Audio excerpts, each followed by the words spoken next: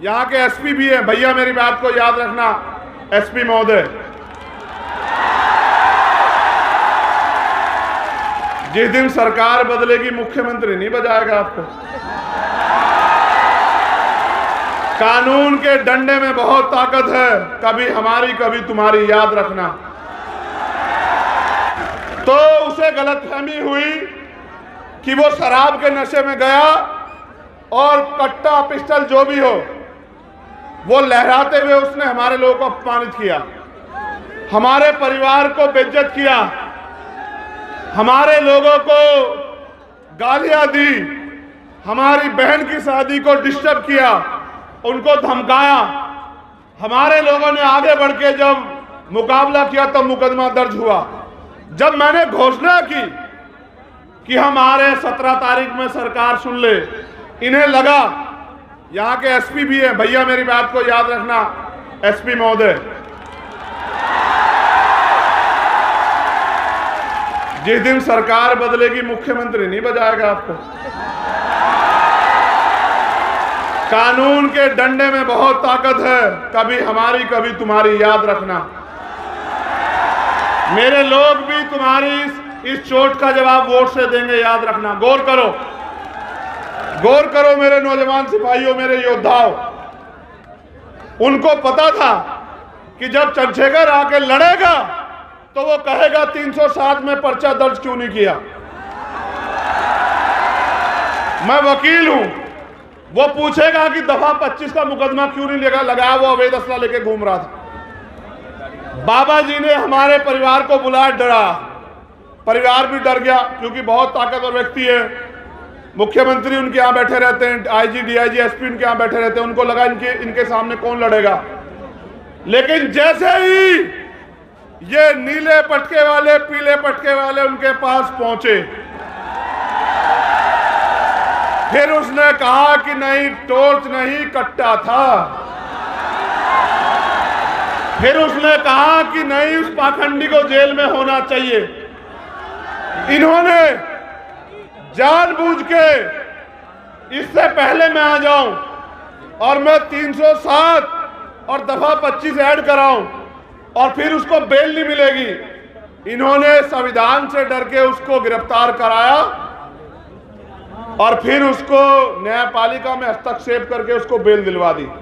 और लोग कहते हैं कि एससी एसटी का मुकदमा, कहां था एससी एसटी का मुकदमा, उसको तो बेल मिल गई। एक आदमी पूरे समुदाय का अपमान करे, ये चाचा खड़े हैं उनके, एक आदमी पूरे समुदाय को गाली दे, मेरे हाथ बांध रखे संविधान ने, याद रखना।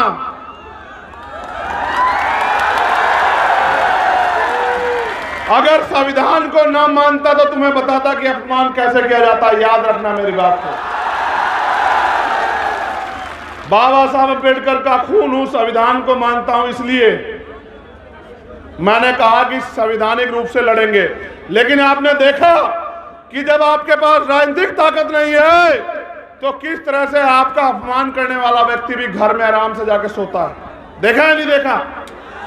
और जो निर्दोष था मेरा भाई आरडी प्रजापति, उसके 1000 पुलिस वाले, वो बता रहा है कि मेरा एनकाउंटर, याद रखना आरडी प्रजापति, तुम्हारी तरफ चलने वाली हर गोली के सामने चंद्रशेखर आजाद खड़ा है, याद रखना इस बात।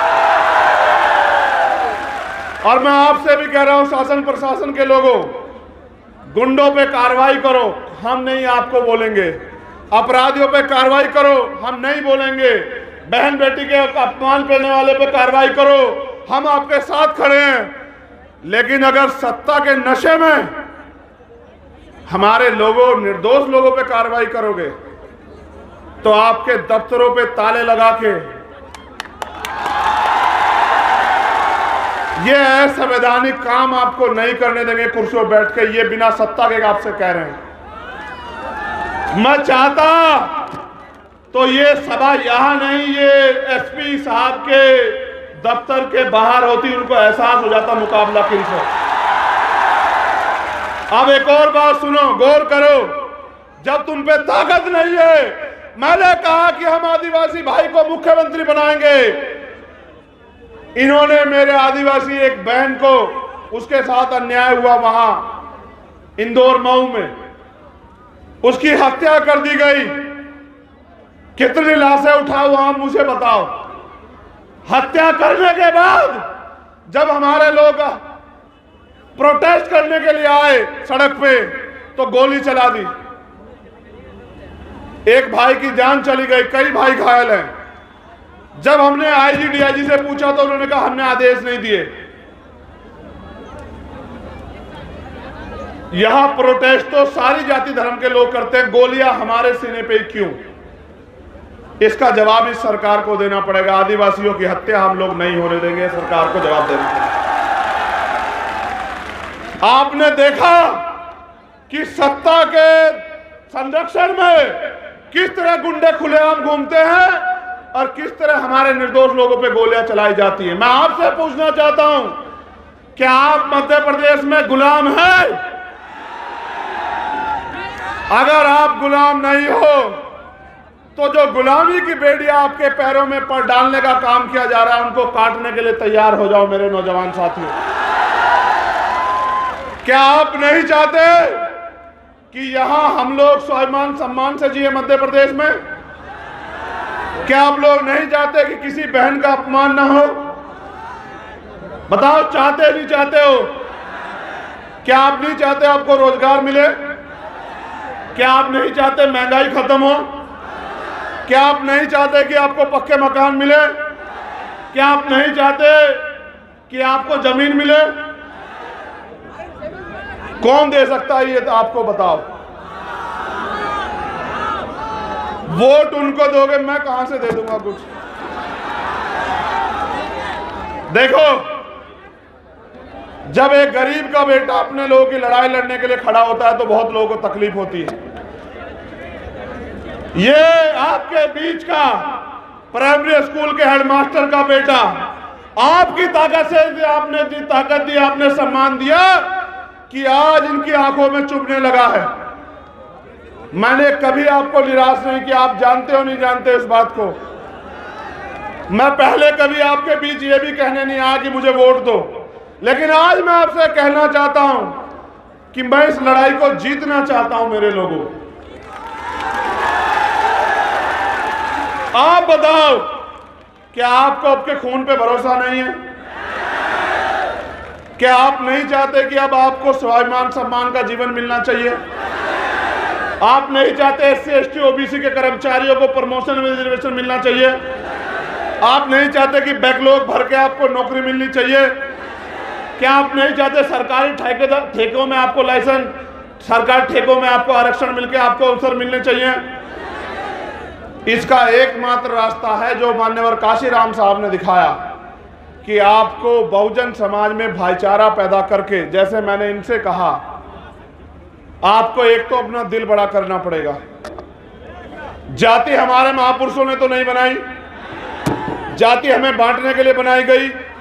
हम इस बात को जानते हैं, मानते हैं। तो हमें दलित, पिछड़े जो 6743 जातियों में बटे हुए हैं, आदिवासी और धार्मिक अल्पसंख्यक, उनके हाथ पकड़ने पड़ेंगे। और ये हमारी एकता को रोकने के लिए हमें लड़ाने का काम करेंगे, घटनाएं कराएंगे। ये मेरी ताकत को कम करने के लिए, आपके भविष्य को कमजोर करने के लिए लड़ाने का काम करोगे। मैं आपसे पूछना चाहता हूं, मेरे कौम के लोगों, आपस में लड़ोगे तो नहीं?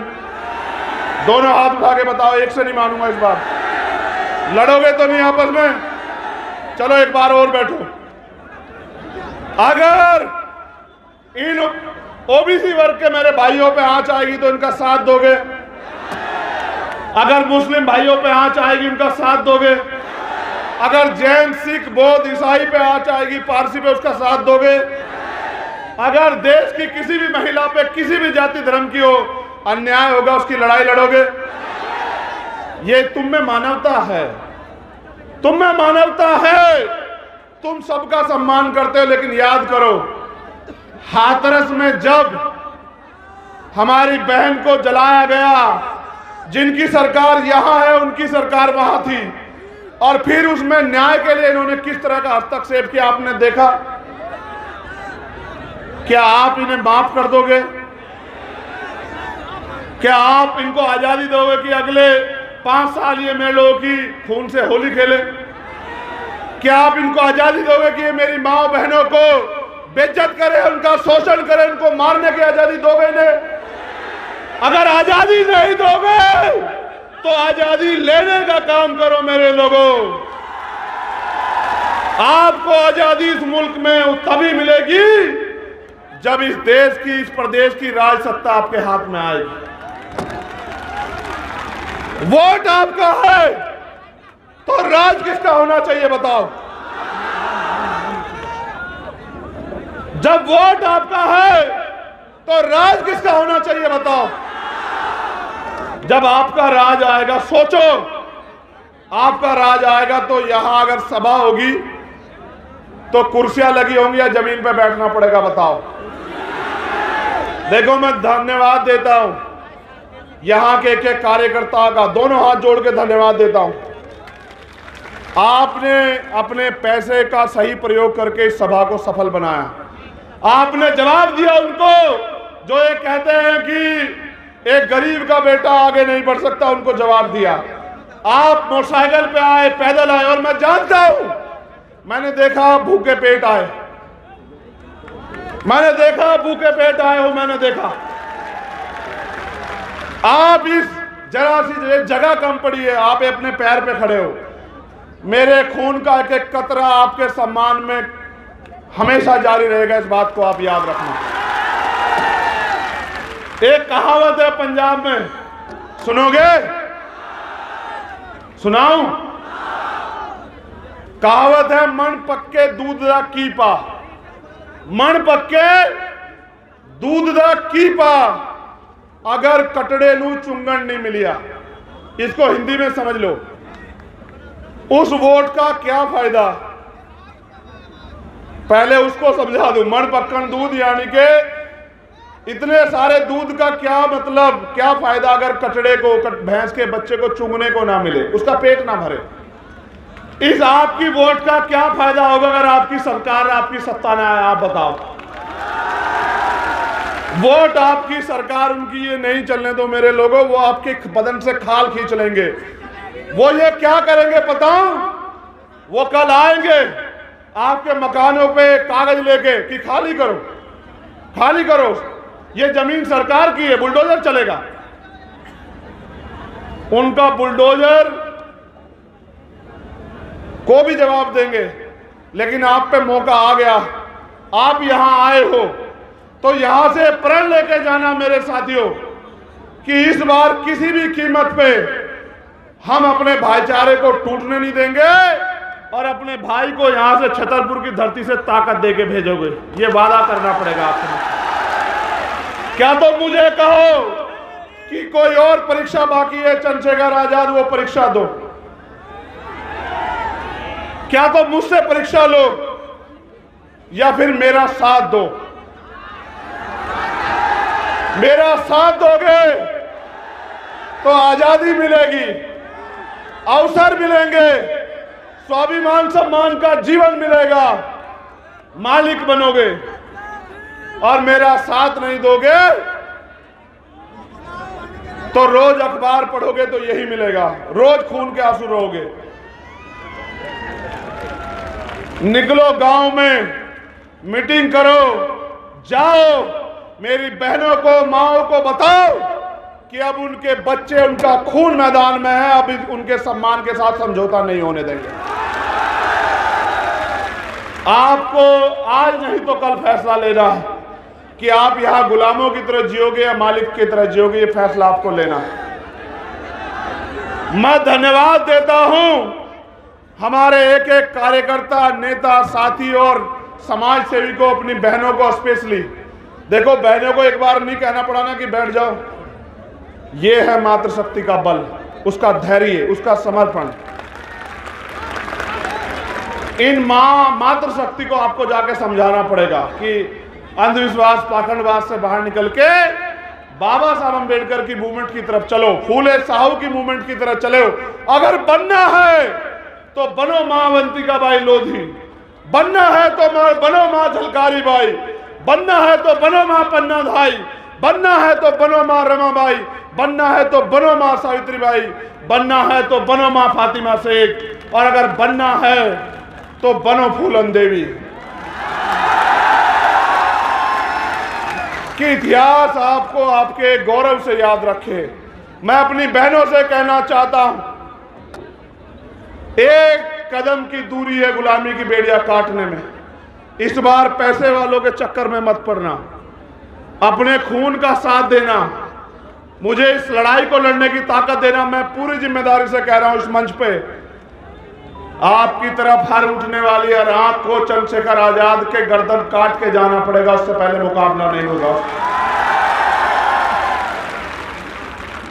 यहां जो स्थापित दल हैं उनके नेता आपसे आके क्या कहेंगे, वो आपके रिश्तेदार भी होंगे, क्या कहेंगे? चंद्रशेखर आजाद को छोड़ो। अगर आपको लगे कि चंद्रशेखर आजाद आपका अपना नहीं तो छोड़ देना, मैं बिल्कुल कह रहा हूं। और अगर आपको लगे कि ये आपका है और इसको आपको ताकत देनी है, आपको मनुवादियों के हाथों नहीं छोड़ना कि वो उसका कत्ल कर दे, तो फिर मुझे इस लड़ाई को लड़ने का अवसर देना मेरे लोगों। मैंने उस दिन भी कहा था भोपाल से, आपकी सारी मांगे जो मांग पत्र आप देते हो, मैं उसको घोषणा पत्र बना दूंगा, याद रखना मेरी बात को।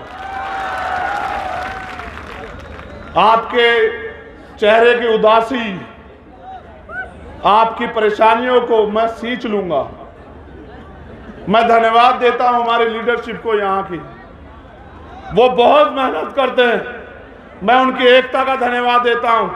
ये चाहे सागर वाले हों या